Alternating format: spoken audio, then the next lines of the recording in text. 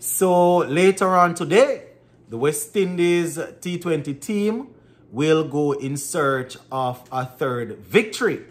This as they take on the Black Caps, New Zealand. Yes, we are looking to secure our pass to the next round. And I have the keys to victory. Yes, the keys to victory. Now, I'm also going to be giving you some information on the table, the points table for the different groups. And I'm also going to give you some information as it relates to CPL. Yeah, man, we see where the Trinidad Knight Riders, they have decided to bring in reinforcement. Yes, they have brought in 2 big T20 superstars. So we're going to touch on that a little bit also. Give a listening ear until the end. Let me know what you all think in the comment section. All right, so let us start off with the keys to victory. So going into this game against New Zealand, we want to be careful. We definitely need to be careful. The group is still, you can say, open. Things can happen. I mean, we have already secured a couple of points, winning our first 2 games. But we have New Zealand and Afghanistan to come. So we have to be careful. We definitely have to be careful, right? We don't want to leave it until we take on Afghanistan in the final game. Now, New Zealand is a team like this. You can call them a tournament team, right? They are off to not a strong start, so we can look for them to do some sort of rebounding. But what I will say is, West Indies will not be a rebound for them. Or, I do not want us to be the starting of their rebound. So, we want to go in and we want to make sure that we are clinical in whatever we're doing. I'm not going to be careless and say that, listen, or not even careless. I'm not going to pretend as if I'm clueless to what's happening as it relates to the scores that we're seeing. So I'm not going to just go out there and say, we should score 200, we should score 190, 195. What I will say is, whatever is out there, whatever is being offered, we need to take it. We need to take all of what is being offered.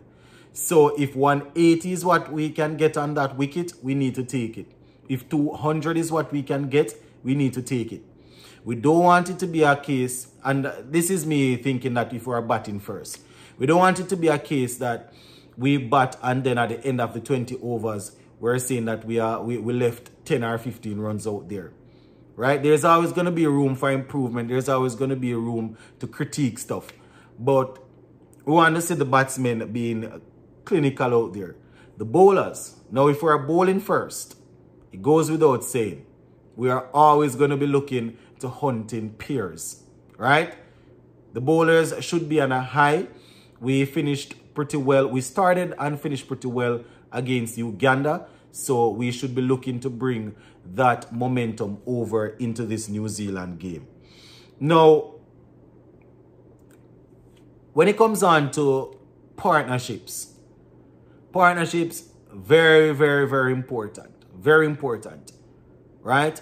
The dynamic of how the partnership, how we plan to set a score or to chase a score is something that they need to think about based on how they are partnering people, right? We see Brandon King and Johnson Charles doing their thing. When one is not teeing off, then we see, that one that's not teeing off will stay there and play that sort of supporting role. The same idea needs to be made. We need to maintain the same idea going down, going through the middle overs or the middle overs. When it comes to the back end, then obviously we're expecting the guys to be looking to strike the ball well over 150, 160, right? Looking to go at that strike rate. So the 50 and the 53 and the 54 dot balls won't work. That is what I'm building up to. Me talking about partnership was me building up to this part. That the 50 dot balls will not work. You cannot be playing a T20 game and you're having 50 dot balls. It just don't make any sense. And I have said it before. Facing 10 balls. And out of the 10, 9 of them are dot balls, right? And then the 10th ball, well, 7 of them dot ball. The 8th one, you hit a 6. The ninth one, you hit a 4. And then you're out. Right? If you face 10 balls and you hit a 6, and the 8th ball, and then the 9th ball is a single or you get out. It don't make any sense if you understand what I'm trying to say. We want to make sure that we are capitalizing on all the deliveries. Obviously, you're gonna have bowlers bowling well. So I'm not saying that there shouldn't be any dot ball at all. There will be good balls, and when you lose a wicket, is a dot ball, right? But when I say capitalize on all the balls, I mean whatever is on offer, whatever is out there to be scored off. So we need to make sure that we're doing that, right? The first game, we had an issue with dot balls. Chase, he batted through the middle overs and then he saw us across the line with some power hitting. Right? The second game, we scored quite comfortably, but it was still a lot of dot balls. Still a lot of dot balls. So we cannot keep playing like that. We definitely cannot keep playing like that. And one thing that we need to make sure is that if we are batting first, we are batting out the 20 overs. I see a couple of teams getting bowled out before the 28 overs. We don't want that. We have to bat out our 20 overs, right? And the batting is too long for us not to be scoring if the pitch is allowing us to play our natural game. I understand that when we're unable to play our natural game, things will slow up. We might not be as clinical as we are used to be, as usual. But at the end of the day, that is what professionals do. Professionals, they adapt and they change and they, do what needs to be done. So we have to be careful. We have to know all of that. Now, when it comes on to the bowling, we have to control the power play. We have to control the power play. I am happy that we have momentum on our side going in with the ball. Akil Hussain, Moti, Russell, Shepherd, right? Zari. All of these guys that bowled in the game against Uganda, they are going to be feeling, they should be going into this game feeling good, right? So I know we're expecting the quality of the New Zealand players to be up a notch, right? But at the end of the day, we have proven that we have the ability to beat any team that is in front of us. So we just need to go out there and get the job done. Bowlers, as I always say, hunting pairs, right? One man applying the pressure, the next man attacking. And we understand that a man that is attacking will probably leak runs. But it's a team sport. It's a team sport. And that is why I am always encouraging, my supporters to say, to understand that when one man pick up a bunch of wicket, it is a team thing. Because you have to understand that others are there to help apply the pressure. So we definitely need to get that right? So all in all, we just need to be confident in whatever we're doing. Be confident and just go out there and make sure that we give it of our best. Where the feeling is concerned, we have a very good unit. You can almost say most of the guys, they are comfortable moving across the ground, right? Taking the catches, picking up ground balls, all of that. We are comfortable out there. Probably can pick one or two people that you will probably be a little iffy about. But the feeling is something that we have control over, right? We just have to make sure that we're locked in, make sure that, we are paying attention at all times. Sometimes you're in the outfield, you can start to lose concentration. So you want to make sure that you're always in, right? Might be wondering why I'm behaving like this. But we just need to get this victory. We cannot leave it until we go up against Afghanistan, because we would be looking to beat them, and you know, then we still have to worry about what's going to happen.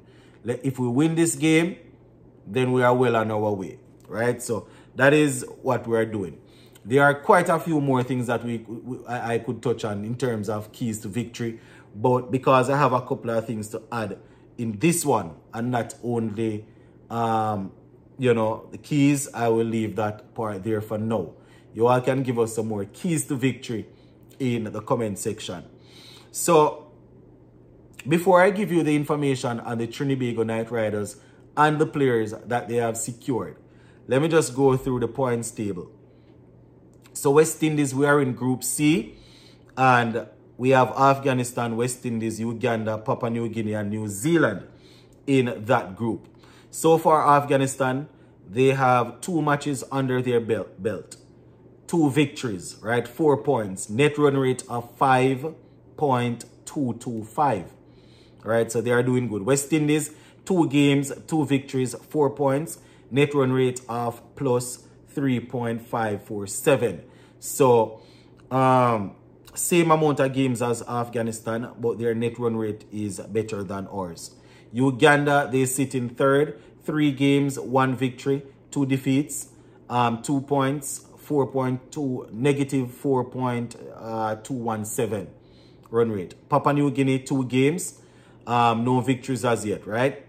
New Zealand, 1 game, and they have 1 defeat, negative 4.200, right? And Papua New Guinea was negative 0.434.